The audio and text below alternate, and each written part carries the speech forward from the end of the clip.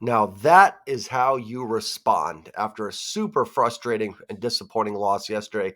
The Mariners bounce back and they cruise to a very easy win today, 9-0 over the Miami Marlins. What is up? What is going on, everybody? Welcome back and welcome into the Seattle Mariners post-game recap. As I said, the Mariners win today 9-0. They improved to 45-34 on the season. They will maintain a 7-game lead over the Houston Astros and 7.5 over the Texas Rangers. As always, before I dive into this, do me a favor, smash the like button. It helps out tremendously. Hit subscribe if you're new here or lurking. I'm 11 subs away from 3,700. Love to get there tonight. And also comment your thoughts on the game down below. As disappointing and frustrating as yesterday was, today was just really the total opposite. And it's so nice to have these games occasionally. Just a game where it's pretty much from the start. Mariners go up 2-0 in the first inning. Logan Gilbert absolutely dialed in. I'm back in the Cy Young Logan Gilbert conversations. And the Mariners add on as the game goes along and just cruise to an easy win. Really nice, able to relax, not have it be a high-pressure game, and get out of here with a W in a game you needed to win. Yesterday was super frustrating. I vented my frustrations. A lot of you did as well. And the reason for that, it was a super frustrating game. I made it very clear it wasn't changing, what I thought of the season. Those games do happen, but you've got to limit them and you got to bounce back. And I will give this team credit for that. They have found ways to bounce back after some tough losses. They'd lost 3 in a row coming into today. Houston and Texas now are winning some baseball games. They're starting to get a little hot. You drop today, now you're 6.5 up, and I don't want to say it's slipping away from you. That's still a pretty substantial lead, but it's just nice to get one. And it's nice to kind of turn this around and just put a stop to what was a little bit of a losing streak. Nothing that I think should have fans too up in arms frustrated, but we're Mariners fans, right? So we're kind of always waiting for their shoe to drop. If the Mariners had won 5 straight division titles, I think a lot of us would be dismissing some of these losses a little bit quicker. I try to, but it's just in the back of your mind, you're just kind of waiting for, oh gosh, this shoe's going to drop. 10-game lead, now it's going to be gone. So it was just nice to get that W, put a little stop to that losing streak, and hopefully get things back on track. Mariners caught a little bit of a break with Jesus Luzardo being scratched and going on the injured list. And I forgot who is supposed to start tomorrow for Miami, but he was scratched as well. So you're getting 2 spot starters here back to back, and you've got to take advantage of it. That doesn't diminish what the Mariners offense did today. The only way it would diminish, anything is if they struggled. But they found a way. They got the runs on the board. They had a good offensive day, and they got the W. That's what you do. You take advantage of bad baseball teams. I don't mean that insulting to Marlins or Marlins fans, but it's not a very good baseball team. And they had to throw a spot starter out there, and the Mariners needed to take advantage of that, and they absolutely did. 15 hits today for the Mariners, and a lot of hard hit contact as well. I'm going to pull up Savant and see what the expected batting average was today, but it had to be high because there was, like I said, just a lot of hard contact here for the Mariners. Let me pull it up real quick. I won't be able to pull it up on the screen, but I will be able to relay it. Mariners had a 290 expected batting average today to Miami's 190. Funny enough, the hardest hit ball today was actually by Jesus Sanchez. Then it was Dom Canzone was on there twice. Bliss was on there. Logan Gilbert gets 19 swings and misses. So just a really, really solid day. And like I said, the offense doesn't get any walks, but you don't need the walks when you're getting 15 hits. So listen, what was yesterday's post game about? It was about ripping the offense, right? Wasn't so much the rest of the team. I thought the pitching was fine yesterday. It was ripping the offense. Do I still think the offense needs another bat? Yeah, of course. This doesn't change that trajectory for me. But they responded, right? I challenged them. I'm not saying the Mariners answered my personal challenge or anything. I would hope they don't give 2 you-know-whats about what I have to say. They shouldn't. But we kind of put it out there. Myself, a lot of you in the comments, like they got to be better. And they were better today. Does it mean they don't still need improvements? Of course not. But they bounced back. They did what they needed to do. And they got a huge win. You got a chance to win a series tomorrow, which is all I ask for. Win series. Winning 2 out of 3. 66% winning percentage. You're going to go a long way. If the Mariners win every series, they will be in the postseason. So real nice W. Really nothing to be frustrated about in this game. If we want to go big picture, little picture, big picture, stop a little bit of the losing streak. Get back going on the winning ways. Little picture, complete ball game. Let's dive into the box score here. Logan Gilbert, absolutely sensational. 8 shutout innings, 4 hits, no runs, no earned, 1 walk, 6 strikeouts. Gilbert's back in that Cy Young talk for me. I know the win-loss record 5-4 isn't amazing. I don't think anybody uses win-loss anymore to determine a Cy Young winner. However, I will say I do sometimes see when it's close, I do sometimes see the guy with the better win-loss record getting the edge. I don't put any stock into it, but I do think it does still carry a little bit of a weight for that award. So good to see Logan get a W. And listen, I always say this. I don't really care about pitchers' wins and losses, but I know the players do. So I'm always happy when guys get their first big league win and stuff like that. Not that this was Logan's first big league win, but you know what I mean. I'm always happy for a guy when he gets a W. So Logan's 5-4. The ERA is 2.71. And listen, the offense did enough, even if Logan wasn't super sharp today. But on top of it, he was. All right, would I have let Logan Gilbert, who is at 92 pitches, go back out there for the ninth? Because that's, I know, going to be on some people's mind. Here's the thing. Emotionally, yeah, I wanted Logan Gilbert to go back out there and finish it. There's nothing better than seeing a pitcher go all 9 and get that complete game shutout. So I was all for if Scott and company wanted to send Logan back out there. However, I get it, right? And the ultimate goal for this team is to keep guys healthy, keep everybody in line, and win this division. And by taking Logan out after 8, now, do I think Logan would have been hurt if he pitched the ninth inning? Yeah, probably not. But you've got a massive lead. He's at 92 pitches. If Logan's okay with it and he understands, there really isn't a lot of reason to throw him back out there for the ninth inning. You've got that game wrapped up. I could understand it more actually in a closer game, going with your best guy there and wanting him to finish it out and something like that. But 9-0, another inning isn't really going to change anything. Bizzardo was able to finish it off, thankfully, unlike that Texas game last weekend. But, you know, I just, emotionally, yes, I wanted Logan Gilbert to pitch the ninth inning. But taking away the emotion of it, I'm fine with how they managed it and how they played and how they did it. Listen, we can get on the Mariners. I know some people do for taking pitchers out what they perceive as too early. And there's been moments I've been frustrated by it. I've agreed that, I might have let the starter in. There was a couple Bryce Miller starts where it happened. Really tough to say with Brian Wu with the injury stuff. And there's been some other games as well. But maybe one of the reasons the Mariners pitching staff has stayed so healthy for the most part, outside of, Wu, who has just had some issues over his career, and the Robbie Ray thing last year, but Robbie Ray happened in his first start in the first inning.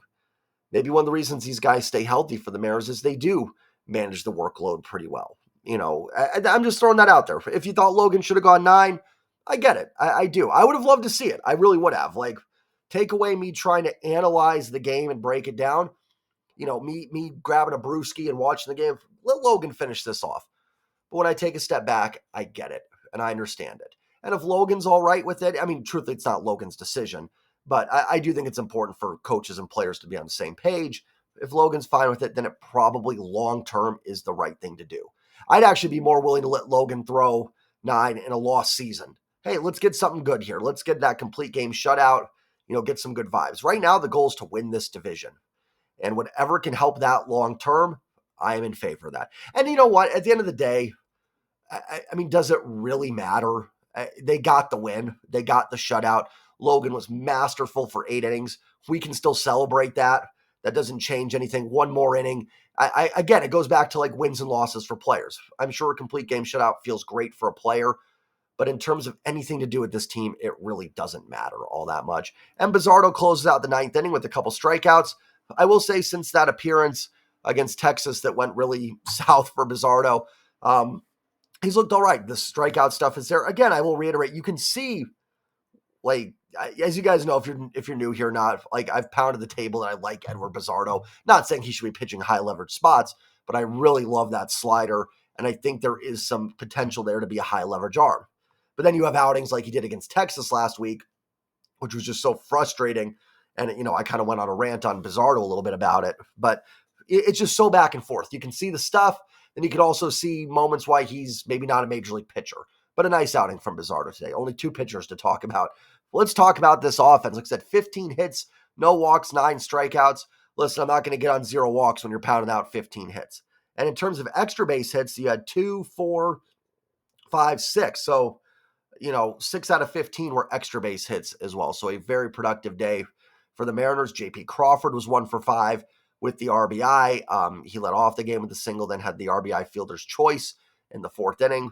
Robles came in, looks like for JP, but moved to center field because Rayleigh moved from center to left and more from left to short.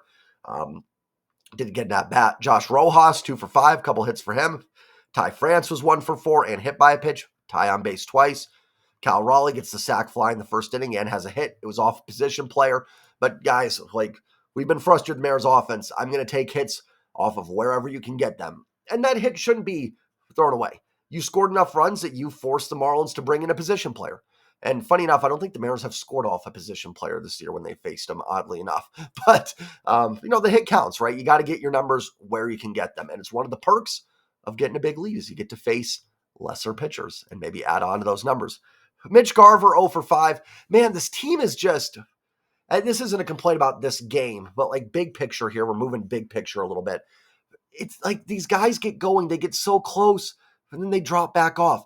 Mitch Garver had a great road trip last time out, and I don't know what his overall numbers were on the homestand, but it felt like he swung the bat pretty well against Chicago and Texas. And now on this road trip, he's been pretty rough, and it's just, we've talked about with Julio, who got a well-deserved day off today. Julio has not had a complete day off all season, and they said it was just a day off. Totally fine with that. I think that was a good idea. But, Julio, Mitch Garver, some of these guys, you go, okay, they're coming out of it. They had a big game. They had a big week, and they just kind of drop right back off. So hopefully Mitch Garver, who I think might be, I don't know who's starting tomorrow for Miami. We'll see if he gets the day off tomorrow. Wouldn't be shocked if he catches as well. So we'll see how they want to manage that game tomorrow. But yeah, rough game for Garver. Luke Raley was 1 for 5 with the triple. Man, watching Luke Raley run the bases is awesome. He is just like a freight train with speed. Well, I guess freight trains do have speed. What am I talking about? But you know what I mean? He doesn't strike you someone super fast, but man, he gets hauling around those base paths. Nice game for Luke Raley. Good to see with the triple. Let's talk about Dom Canzone. 4 for 5 with a home run and then 3 singles, 2 RBIs. OPS is up to 770 for Dom Canzone, who has quietly been red hot. It's not as quiet anymore after that game, but Canzone is starting to turn it on and be a pretty productive player for the Seattle Mariners. 770 OPS, nothing to scoff at. And actually, by above average, he's been 2 for defensive metrics. So he's actually been a slightly above average defensive outfielder this year. I don't put a ton. Defensive metrics are tough to read, especially over what I think is still small sample size of a season. But you factor in that the numbers say he's been a good defensive outfielder to go on with a 770 OPS. Canzone's been a pretty solid player. He's a very odd player. There's swings I see him take where I'm like, how is this guy a professional baseball player? But then you see the power on that home run he hit, which was a tag into the second deck. I mean, I thought he was out in front of it a little bit when he hit it. It looked like he was a little bit out in front of it and managed to hit out of the park. I honestly, and I forgot who was talking about this. I don't remember if it was on Locked On Mariners or another podcast, so I do apologize for not giving credit. But their point was that if you took the raw power of Mariners players, Canzone might have the best raw power. I think Julio and Cal Raleigh probably have a little bit more raw power, but man, Canzone will be up there. If the Mariners did a fun home run derby just for the Mariners, you wouldn't be totally wrong to put some money on Dom Canzone, especially in T-Mobile, which favors left-handed hitters. But man, his power is legit. And again, what have I talked about? Yes, this team needs to make a move, but it's also super important that the current roster plays better. That was last night. Oh, they need a bat. I agree. But that 8th inning with the top of the order, there's nothing you can do. Those guys are on your team. JP, Julio, Dylan Moore, whoever you want to throw in there is going to be getting at bats in September. So regardless of who you acquire, you're going to need those guys. There's been talks of, maybe a corner outfielder upgrade from Dom Canzone. Well, if Canzone can continue to hit, it just makes those decisions a little easier for you as a front office in terms of all of what you need to acquire, essentially. So, the bottom line is, yes, let's make some additions. But if you get the current roster playing well and you can get these guys locked in, that's going to mean more for you. I've talked about it in football before when, and I get it. Listen, getting a number 1 pick in football is huge. You can get your quarterback, and that can change a lot. But I never like tanking. I was talking to a buddy about this once, and I'm like, I hate it because the 53-man roster still matters. You still want some of these guys to be good players. If you go 2-14 or 2-15 now, That tells me that this roster is garbage. Anyways, my point being that, yes, make additions, but it's not, you still want these guys to succeed. It's not going to stop you from making a move. I know some people kind of get that in their heads. Well, if Canzone hits really well, maybe they don't get Robert. Still go get him, but you can then, that's great. Then you have Dom Canzone behind him to help out. So it does matter. And you do want these current guys to get going. And Canzone is quietly on a pretty nice hot streak. Bottom of the order really did damage today. Dylan Moore, 2 for 5 with 2 doubles. Demo's kind of come back into a hot streak. Tough game yesterday, but he was pretty good in Cleveland. Had a nice road trip, had the home run. Dylan Moore has like 15 doubles on the season, 14. Listen, 736 OPS, good defensive guy, can play everywhere, steal base. Demo's had a nice season. And we've talked about a lot of guys that have underachieved. And while Dylan Moore has frustrating moments, he's been pretty solid overall. So nice game from Demo. And how about Ryan Bliss? 3 for 4 with 2 doubles, 2 RBIs. OPS is up to 810. By the way, the Paul Sewald trade, fantastic today. A combined, let's see, that'd be 7 for 11 and 9 for 16 today from the Paul Sewald trade. Rojas, Canzone, and Ryan Bliss all contributing. Really interesting to see what this team does. Now, we're still dealing with small samples with Bliss overall. I mean, the fact that I think he came into yesterday with like a 602 OPS or something, and now it's up to 810, tells you we're dealing with small sample size. But Bliss is swinging the bat pretty well. He's stinging the ball. He's making hard contact. I don't just want to get him out of there.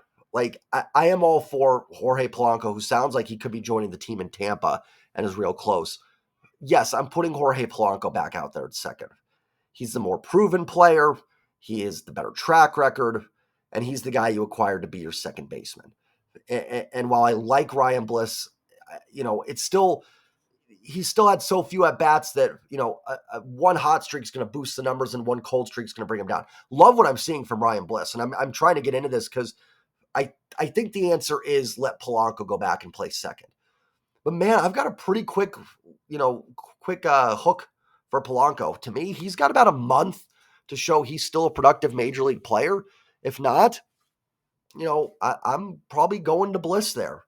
And it's going to be interesting to see what roster move they make because they're not really playing Tyler Locklear. He's played once. They decided to keep Locklear when they DFA'd Seby Zavala, who, by the way, is back in AAA, which I know it's going to sound crazy, but I'm actually glad to hear that. Catching depth is important. Remember last year we saw a lot of Brian O'Keefe at-bats in September, which was frustrating when the Mariners lost Tom Murphy. So Zaval just gives you, just in case something happens, you got a guy that can at least be serviceable. Not great, but a serviceable player. So I'm glad Zaval stays in Tacoma. They haven't used Tyler Locklear very much, which is a little frustrating because, if you're not going to use Locklear, then just let him get everyday at-bats in Tacoma. I get it. It's tough, right? Because Ty France has come back. And he's getting on base. He was on a hot streak before he left, so you don't just want to play him over Ty France. And then DH and Garver's been swinging the bat pretty well up until this road trip. He started to heat up. So I get that it's tough on where to play Locklear. And then you ended up facing a righty today as opposed to a lefty in Luzardo, which may have been a start for Tyler Locklear. I don't know. Do you send down Locklear when Polanco comes back? I know that means you've got Bliss, Polanco, Dylan Moore, Rojas. You've got a lot of middle infielders, kind of in that roster crunch there. But maybe you platoon. Polanco, I think, is a better hitter from the right side. I don't know how you make it work, but Bliss has been the better hitter than Locklear right now. It's tough watching these games and go, oh yeah, send Ryan Bliss down. It's hard to look at it and ask for that. I think he deserves, even though it may just be a hot streak, he may cool off. I think he deserves a shot to at least stick for a little bit. I'm really not sure how they're going to manage that. The obvious one is kind of what we talked about when Ty France came back. The obvious move was just send down Locklear, boom, first baseman for first baseman swap. I get why they did what they did. Locklear swung a good bat, and they wanted to keep that bat at the major league level. They're just not really using it. And I get both sides of it. But if this is going to be the case, Locklear needs to go down. I know I'm jumping back and forth with Bliss and Locklear, but it's the same thing for Bliss. I want him playing. It doesn't be every day, but he's got to get regular at bats. But if you're working Jorge Polanco back in, he's going to take the at bat. So I really don't know what the best option. It's a good problem to have, I guess. essentially, because we're trying to figure out how to get Ryan Bliss's bat in the lineup. That's a good thing. We'll see what they do. I'm very, very curious how it plays out. What I was going to say is the easiest solution is just to send Bliss down. And then if Polanco stinks, you can bring Bliss back up. And I don't think it'll kill you. I do think you can't not take another look at Jorge Polanco. I will say that. You can't. Too good of a track record for me to just go, nope, no more at-bats. Bliss is the guy. And again, Bliss is also an 0 for 9 away from that 810 OPS being back down to 690. So it's really hard to get a gauge on it. But either way, tremendous day from Ryan Bliss. Love the hard contact. Love the speed. Bliss is a legit weapon. He is. And I love the energy he brings. So been really impressed with Ryan Bliss. Great win overall. Easy peasy. Stress-free. Those are always nice. Let's do that again tomorrow. I like that. I like stress-free wins. It makes me feel good. And my heart rate doesn't go up too high. So hopefully another one of those tomorrow. Nice win. Nice bounce back after a little bit of a skid there. The other division teams kind of getting hot. Good to see the team bounce back and get a W. I'm going to head out of here. Remember to like, comment, subscribe. I will see you guys all tomorrow for the post-game recap, hopefully talking about a Series W. Take care, everybody. Love y'all. And as always, go Mariners. Peace.